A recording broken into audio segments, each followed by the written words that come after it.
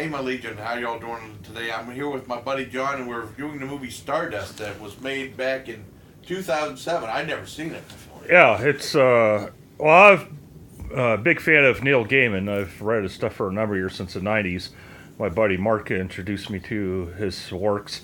Can't remember if I first read The Sandman or Good Omens. He's a comic book writer and a fantasy book writer. Like Sandman, which is a great comic book series, and for Marvel, that's for DC. He did for Marvel 1602, where he puts a lot of the Marvel characters like the Fantastic Four back into the 1500s.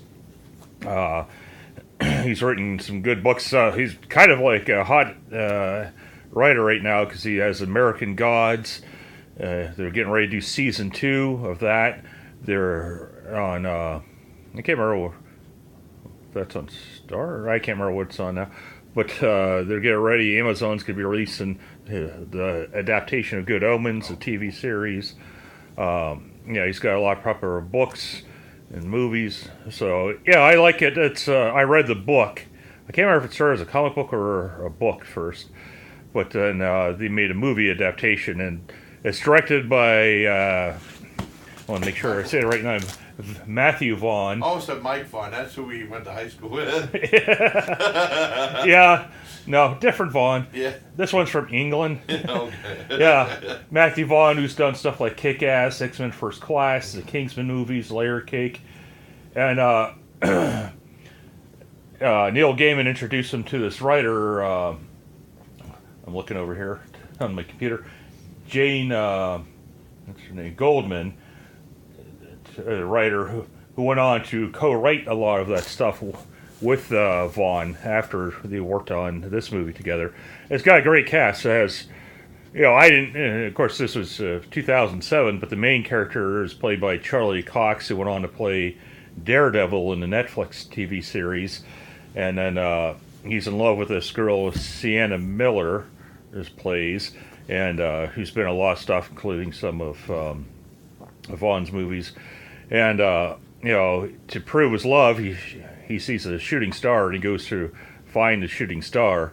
Well, when he finds the star, I mean, this isn't a spoiler, it happens early on, it's revealed early on, it's played by Claire Danes, who's been in a lot of stuff like My So-Called Life, I think was her show she had for a while. It's got a great cast. And meanwhile, there's like another storyline going on where this king in this fantasy realm, played by Peter O'Toole, is dying, and he gave birth to 7 sons, and whoever is the last son to survive gets to be king. Of course, they all try to kill each other over their lifespan, just like he killed all his siblings to become king.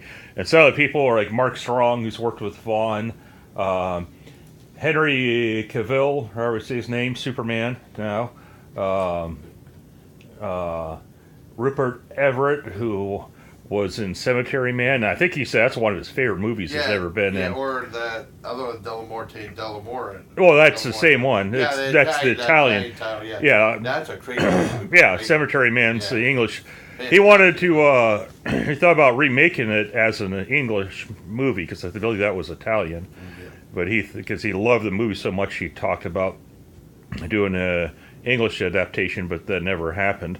But also, it's like Michelle Pfeiffer plays a witch that's hunting after Claire Danes. And it also has, what's his name? Tim, from Oh Brother, Where Art Thou? Buster Scruggs. Shoot, now I'm brain farting. What's his name? Oh, Tim. I'm thinking now. I mean, I'll look up real quick. Tim Meadows, that ain't him. No. That's where the name's coming in my head. No, different comedian. The Ballad of Buster Scruggs. Tim Blake Nelson, that's it. Okay. Yeah, from Oh Brother, Where Art Thou? Ballad of Buster Scruggs. He has a small role, as well as Ricky Gervais has a small role in it. Great cast, and it's a great fantasy story. Robert De Niro. Yeah, Robert De Niro is a type of pirate.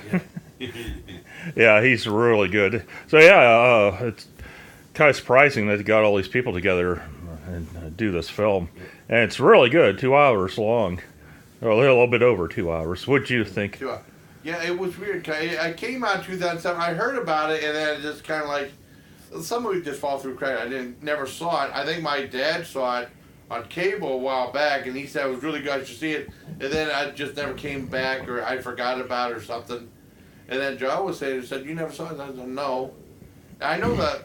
I think Ebert and Roper or something like that said. I can't remember if they liked it or not, but I mean, I saw it, and that's like the best things about going to movies, like this escapism. Like there's two different worlds, like a fantasy world and like a human world and stuff, going back and forth over this wall. It's a wonderful movie. I really enjoyed it. Yeah, action, lots of comedy though. But action, I mean, because I didn't know how the story. I really got into the characters and stuff like that. Yeah. After like they had like a big setup and stuff like that, and when you get into the characters like 20 minutes in or something like that. But I mean, the whole thing is fantastic. And, yeah, it's PG-13, so kids can watch it too.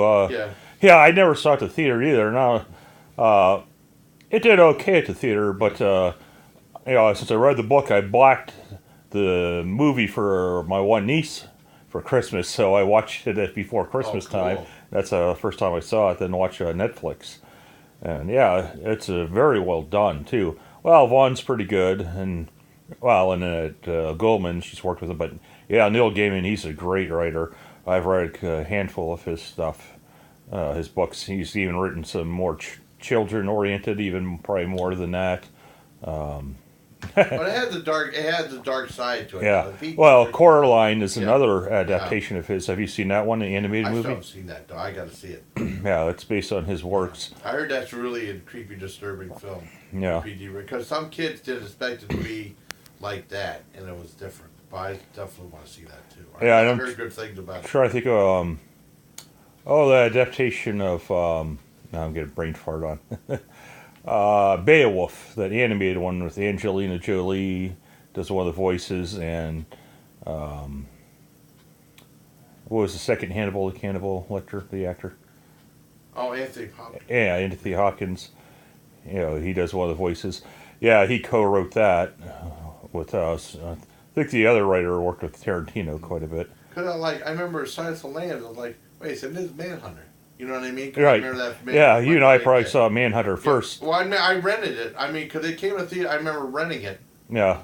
And that's how I found out about, what's that, the tall guy, Peter Noonan? Yeah. His name? Yeah. Yeah, who was in Easy Money that we were talking about earlier today, playing one of Rodney's friends. And that's how I found about Iron Butterflies in the God Davida, for that was in that movie too. Yeah, and then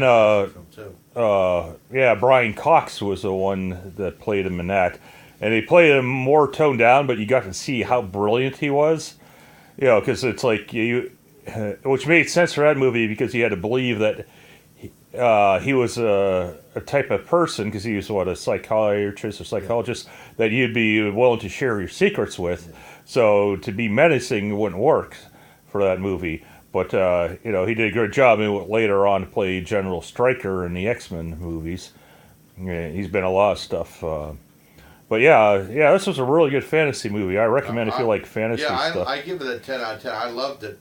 And the one thing about Silence of the Lambs, I mean, because it came out, I was still in Fort Bragg, with Orion Films, and it was a big hit. And my friend said it was a takeoff on Manhunter. And then he rented Manhunter again. I remember renting it back in '85 or something like that, and watching it again, liking it. And then I didn't see it till I got to Fort Detrick, Maryland on TVY. That was and they had in the rocking chair theater, and seeing it there, I think that was the first movie I saw at the theater, and that was the dollar rocking chair theater they had, which was really cool. Right. Back when they used to have dollar theaters. And they had rocking chairs in it? Well, I mean, that one girl, not Sharon Osbourne, because I worked sometimes with civilians in Fort Detrick, and she said she liked it. She liked going to the theater because when she was pregnant with her kids, the seats would rock back and forth. Because I only saw that one. So I saw that one there. Don't Tell Mom the Babysitter's Dead, and also Robin Hood. That was the last one far before I went back to Kevin Costner went to Dollar Theater. Because we go off on tangents again, but no, Stardust is a great movie. I highly recommend it. A great escapism. That's why we like movies, for the escapism part. And you really get in the story, and you really care about the characters. The humor's great, and you never know with a confrontation, the action confrontation, you never know where it's going to go. Oh, is that another? They got no Caesar or glow on it. Well, that's a good picture to put on the video right there, glow. I can check out and see if they have season 3 of Glow right there. That's a good right there. So, Well, does that have much to do with this? yeah, it doesn't have anything to do with the review of that. You know how we are. But I mean, so I guess that's it for me and my buddy John Yep. for a review of Stardust. So until next time, everybody, please carry my legion. Alrighty.